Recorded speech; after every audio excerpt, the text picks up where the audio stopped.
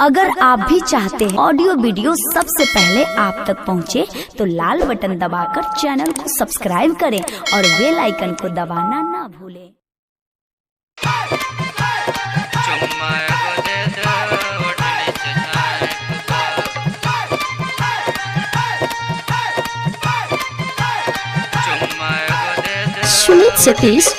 सुमित सतीश रेमा सतीश रेमा सतीश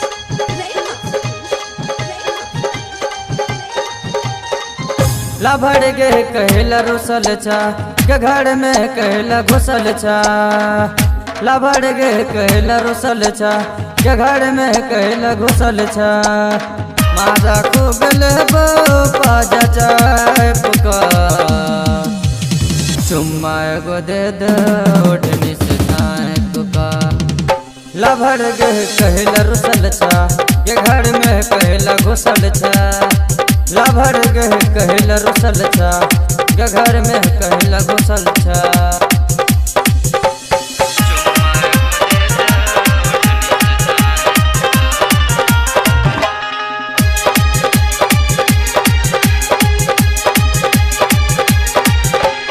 जे जले बा सब किन्ह देबो बाइक से झंझारपुर घूमेबो।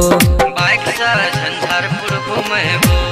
जे जले बा सब किन्ह देबो बाइक से झंझारपुर घूमेबो। देख के भागे छतुआठ के चुम्मा एगो दे दे ओड़ी से धाय पुका। लभड़ गे कहला रुसल छा के घर में कहला घुसल छा। लभड़ गे कहला रुसल छा के घर में कहला घुसल छा।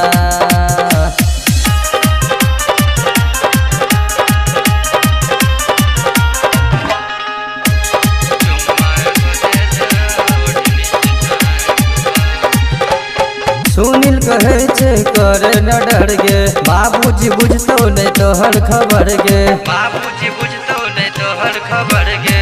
सुनील कहे छे करे न डर गे बाबूजी बुझतो नहीं तोहर खबर गे। नखरा करे छे लागे जान गे चुम्मा एगो दे दे ओढ़नी से झाए पुका।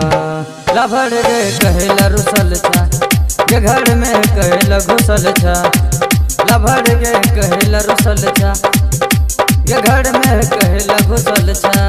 माजा खूब लेबो पाजा चाय पुका चुम्मा एगो दे दे ओढ़नी से झाए पुका।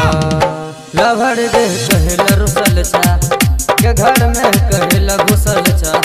लभड़ गे कहला रुसल छा के घर में कहला घुसल छा। लभड़ गे कहला रुसल छा के घर में कहला घुसल